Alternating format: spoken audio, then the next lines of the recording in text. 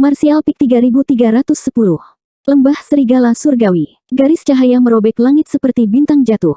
Mereka yang memiliki penglihatan yang kuat akan dapat melihat dengan jelas penampakan sebenarnya dari seberkas cahaya ini. Yang mengejutkan, itu adalah pria tua yang sehat dan bersemangat dengan kulit kemerahan. Pada saat ini, pria tua ini sepertinya menghindari sesuatu saat dia terbang ke depan tanpa berhenti sejenak. Dia bahkan menggumamkan kutukan sementara wajahnya dipenuhi dengan kebencian. Tiba-tiba, dia sepertinya merasakan sesuatu dan menoleh untuk melihat ke arah tertentu. Dia mengungkapkan ekspresi bingung. Mungkinkah aura ini? Tidak mungkin. Tepat pada saat ini, tidak jauh di depan arah dia terbang, riak-riak melintas di luar angkasa. Ruang yang tidak rusak itu tampaknya menunjukkan tanda-tanda terkoyak oleh kekuatan besar saat retakan kecil tiba-tiba muncul. Tatapan pria tua itu menjadi dingin saat dia mengertakkan gigi dan mengutuk. Bocah busuk, kamu sangat cepat. Kamu mengejarku begitu dekat. Kamu benar-benar meminta nyawaku. Dia tahu bahwa dengan kemampuan lawannya, dia tidak akan bisa melarikan diri tidak peduli seberapa bagus metodenya. Matanya tiba-tiba berubah ketika dia memikirkan ide yang bagus. Sosoknya berbalik dan melesat ke arah yang baru saja dilihatnya. Dan arah itu adalah tempat lembah serigala surgawi berada. Setelah 3 napas waktu, celah kecil di ruang tiba-tiba melebar dan 2 sosok keluar dengan santai dari celah itu. Itu adalah seorang pria dan seorang wanita. Laki-laki itu tampan dan luar biasa sedangkan perempuannya memiliki ciri-ciri yang indah. Ketika mereka berdua berdiri bersama, mereka benar-benar seperti makhluk surgawi. Setelah penyelidikan singkat, pria itu menghela nafas. Kami membiarkannya melarikan diri lagi. Wanita itu menggertakkan giginya. Hal tua itu berjalan sangat cepat. Bukannya kita menginginkan nyawanya. Kenapa kamu begitu bingung? Pria itu tertawa terlepas dari dirinya sendiri. Meskipun kami tidak menginginkan hidupnya, kami ingin membatasi kebebasannya. Dia secara alami tidak mau. Wanita itu meliriknya dan mendengus. Kau masih membelanya. Apa? Kau ingin melepaskannya? Pria itu menggelengkan kepala. Bahkan jika saya mau, saya tidak bisa melepaskan perintah guru. Lebih baik mengawasi makhluk ganas seperti itu untuk menghindari hari ketika sifat ganasnya berkobar dan membunuh semua makhluk hidup. Dia berhenti sejenak dan tersenyum. Tidak apa-apa jika dia tinggal di wilayah selatan, tetapi siapa yang menyuruhnya datang ke wilayah timur? Karena dia menarik perhatian tuan kita, maka dia akan tinggal di Pulau Binatang Roh. Hentikan omong kosongnya. Cepat dan kejar dia. Jika kamu tidak mengejarnya, dia akan pergi jauh. Wanita itu mendesak dengan tidak sabar. Pria itu sedikit mengangguk dan melambaikan tangannya di depannya. Prinsip luar angkasa, dan keduanya berjalan bersama dan menghilang dalam sekejap mata. Sesaat kemudian, retakan itu perlahan menghilang tanpa jejak. Titik-titik. Di luar lembah serigala surgawi, Yang Kai menggunakan teknik rahasia nihilitinya untuk membuang dirinya ke The Void pada saat yang paling berbahaya, menghindari pukulan mematikan dari penyerangnya. Mengambil keuntungan dari situasi ini, dia mengirimkan Flowing Time Seal, menyebabkan penyerangnya memuntahkan darah. Baru saat itulah dia melihat dengan tenang dan tenang, mengejek, Wu Heng, raja ini telah menunggumu untuk waktu yang lama. Orang yang bersembunyi di kegelapan dan menyergapnya adalah Wu Heng, yang dia temui di Grand Desolation Starfield belum lama ini. Orang ini juga adalah Master of the Starfield di Grand Desolation Starfield. Ekspresi Wu Heng jelek. Dia mendesak Kaisar Qi untuk menekan prinsip waktu di tubuhnya. Dengan darah menetes dari sudut mulutnya, dia berkata dengan marah, bagaimana kamu tahu bahwa raja ini ada di sini?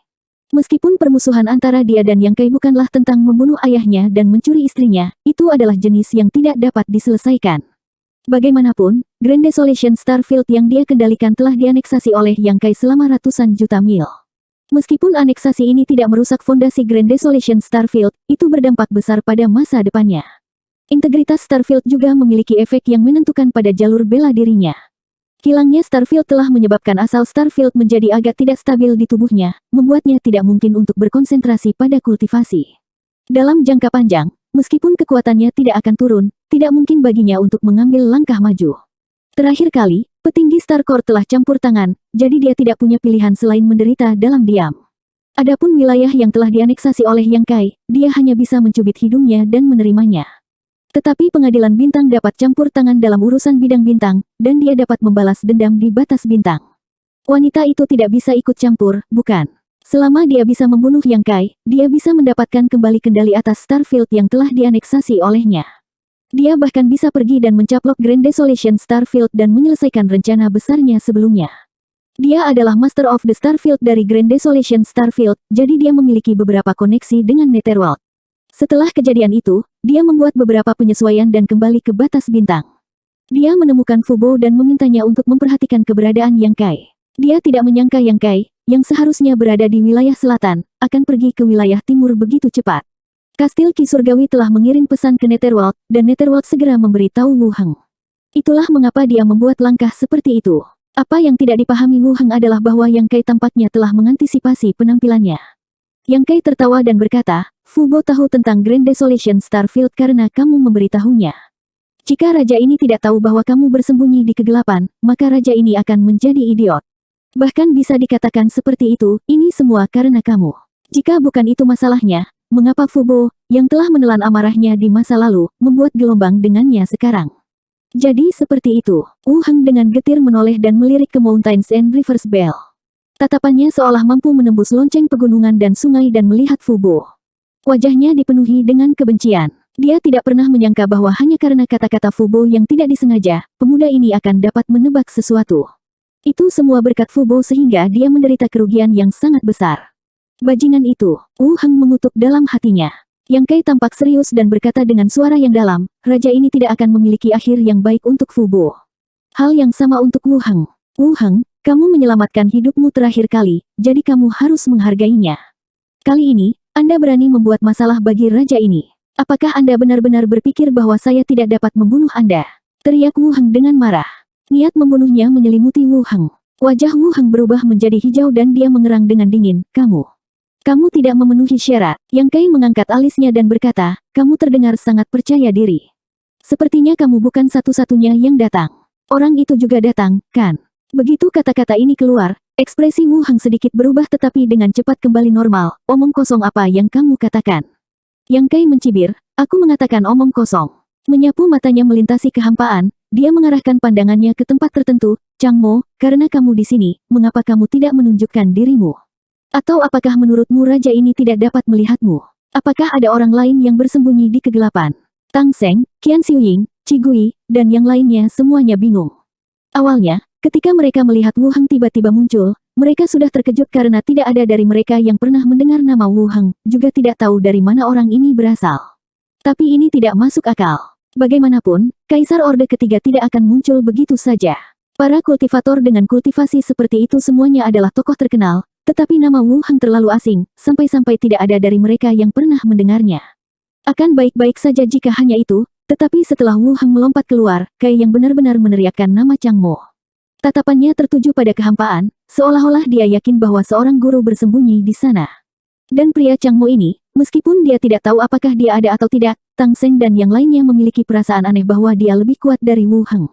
Yang terakhir muncul selalu yang paling kuat. Wu Heng, Fu Bo, dan Su Changfeng semuanya adalah Kaisar Orde Ketiga, jadi apa kultivasi Chang Mo?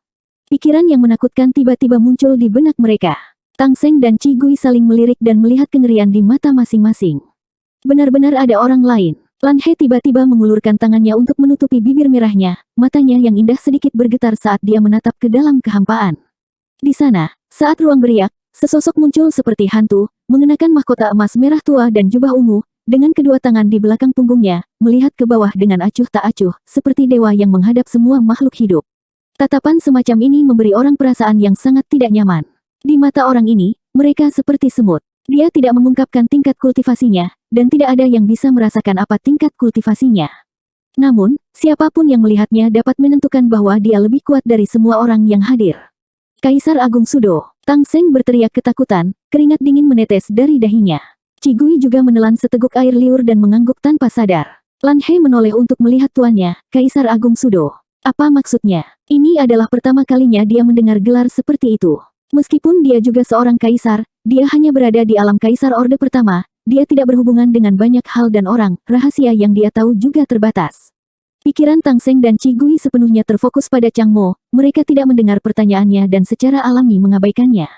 Namun, Qian Xiuying menghela nafas dan mentransmisikan suaranya, Xiao He, di dunia ini, ada jenis orang yang lebih kuat dari Kaisar Orde Ketiga, tetapi lebih lemah dari Kaisar Besar. Mereka sangat kuat, hanya setengah langkah lagi, dari menjadi Kaisar Agung. Orang-orang ini adalah Kaisar Agung Sudo, Kaisar Agung Sudo. Menghadapi mereka, di ras manusia, selama Kaisar Agung tidak muncul, mereka dapat dikatakan tak terkalahkan. Lan He terkejut, ada orang seperti itu. Ini adalah pertama kalinya dia mendengar hal seperti itu. Qian Xiuying mengangguk, ada, dan jumlahnya cukup banyak. Misalnya, Guru Li Wuyi yang Anda dengar adalah salah satu Kaisar Agung Sudo, dan yang terkuat dalam hal itu. Lan He sepertinya telah diberi pelajaran, tetapi segera dia bertanya dengan rasa ingin tahu, karena ada begitu banyak dari mereka, mengapa saya belum pernah mendengar yang lain sebelumnya. Qian Xiuying berkata, pada tingkat kekuatan mereka, tidak mungkin bagi mereka untuk meningkatkan lebih jauh kecuali mereka berjuang untuk posisi Kaisar Agung. Kebanyakan dari mereka berkultivasi dengan pahit untuk mempersiapkan hari yang mungkin akan datang. Jadi, bagaimana mungkin mereka dengan mudah menunjukkan diri mereka di depan umum? Namun, selalu ada pengecualian, bukankah Guru Li Wuyi pengecualian? Lan He mengangguk, menunjukkan bahwa dia mengerti, tetapi tiba-tiba berkata dengan marah, tapi ini terlalu banyak pengganggu. Untuk menghadapi Yang Kai, seorang kaisar orde kedua belaka, dua kekuatan teratas di wilayah timur telah mengirimkan kekuatan penuh mereka, tetapi mereka telah sepenuhnya dimusnahkan oleh Yang Kai. Kemudian, Wu Hang muncul dan meluncurkan serangan diam-diam, tak tahu malu hingga ekstrim. Sekarang, bahkan ada Kaisar Agung Sudo yang bersembunyi di balik bayang-bayang. Jika Yang Kai tidak menunjukkannya, orang itu akan terus bersembunyi. Siapa yang tahu kapan dia diam-diam akan bergerak? Kaisar Agung Sudo telah muncul, dan jika Kaisar Agung tidak muncul, siapa yang bisa melawannya? Bukankah ini jelas bullying? Lan He berdiri di posisi Yang Kai, merasa sangat cemberut. Matanya yang indah menyapu wajah Wu Hang dan Chang Mo, merasa bahwa yang satu lebih menjijikkan dari yang lain, tidak tahu malu hingga ekstrim.